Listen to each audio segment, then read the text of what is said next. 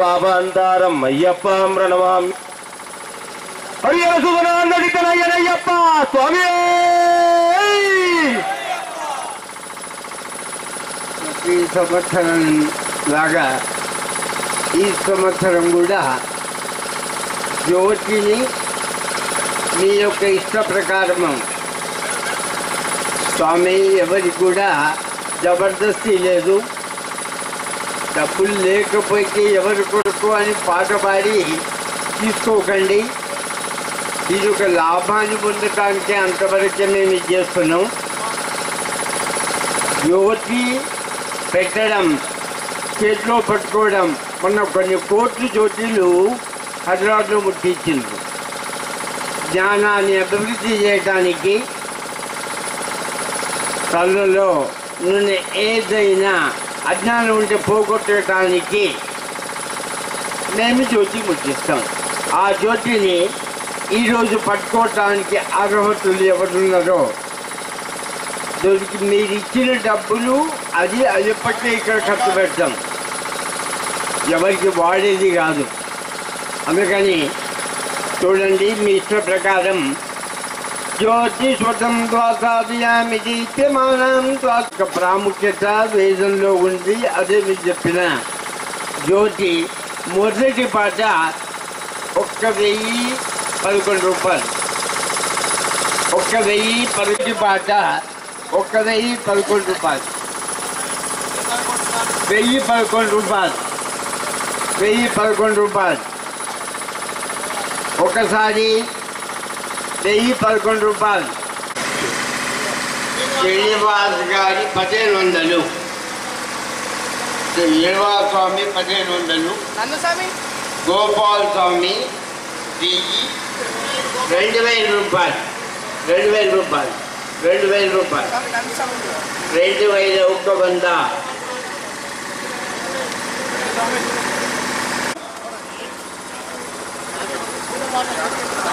అందరు కూడా పాట చాలి పాట సాంగ్ పెట్టి అయ్యప్ప సాంగ్ పెట్టు.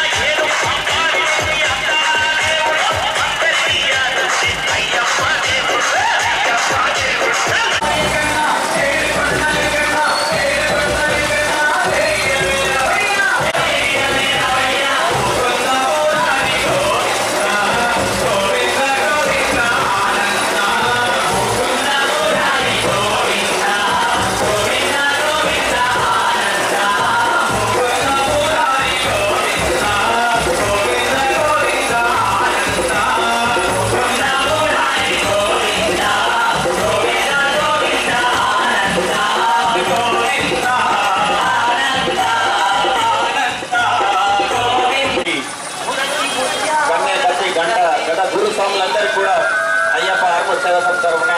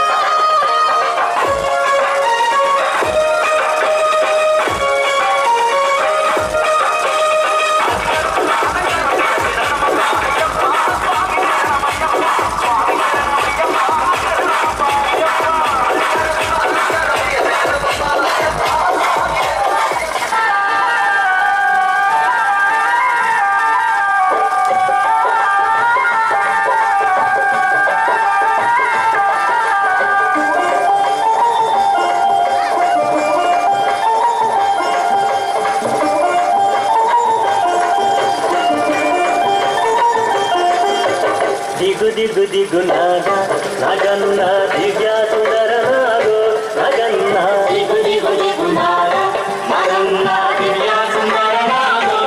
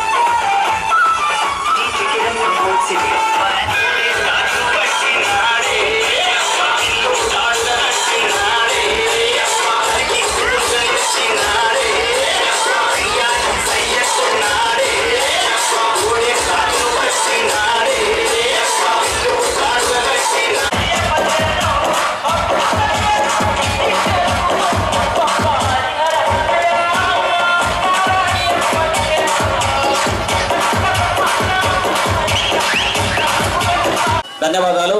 అలాగే మన రాజేశ్వర రెడ్డి గురుస్వామి ఆర్బూర్ కాన్ఫరెన్స్ ఇన్ఛార్జ్ గారు కూడా విచ్చేసినందుకు వారికి కూడా సేవా సమితి తరఫున కృతజ్ఞతాభివందనాలు తెలుపుకుంటూ స్వామి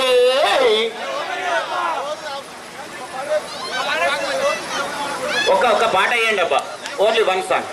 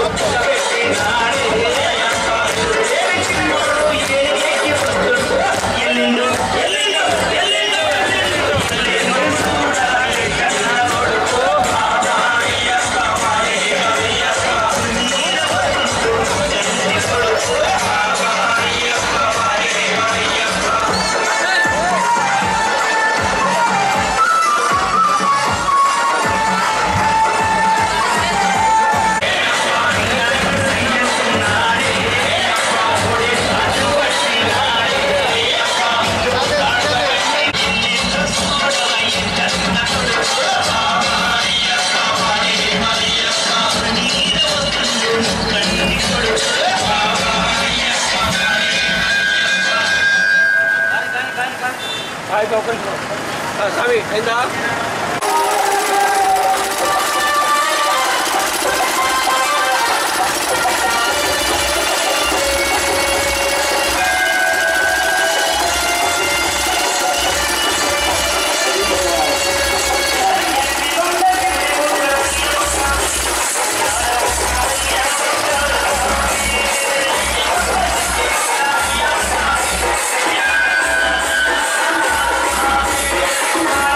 Thank you.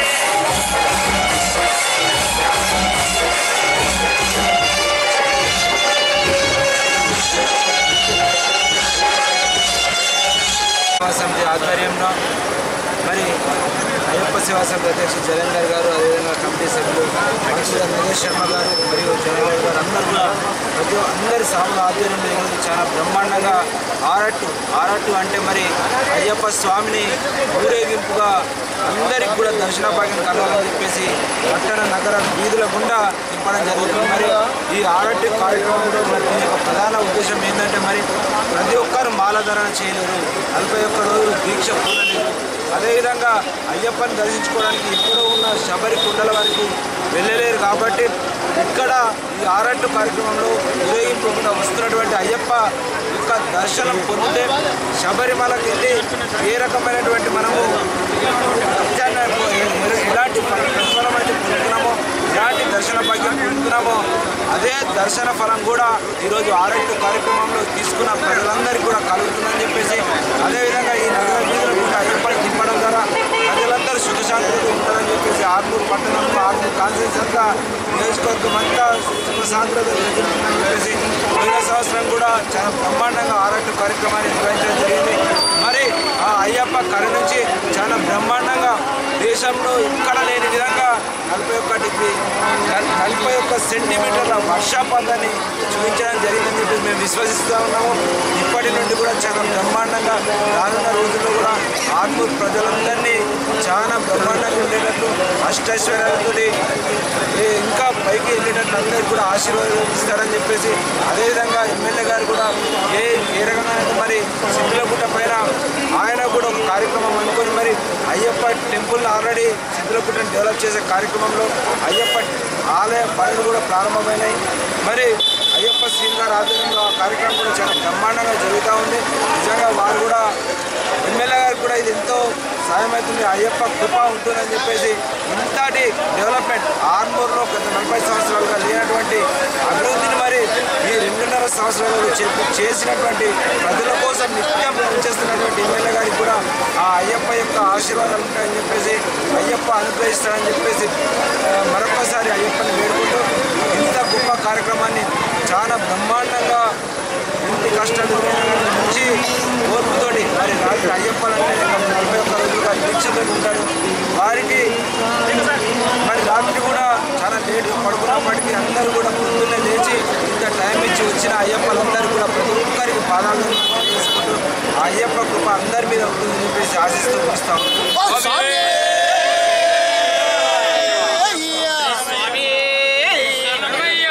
హరిహరసుడైన శ్రీ ధర్మశాస్త్ర అయ్యప్ప స్వామి ఆ శబరికండల్లో ఉన్న అయ్యప్ప స్వామిని దర్శించుకునే భాగ్యము అందరికీ సిద్ధించదు కనుక మరి అయ్యప్ప స్వామిని దర్శించుకోవడం గురించి చెప్పండి ఒకరికి.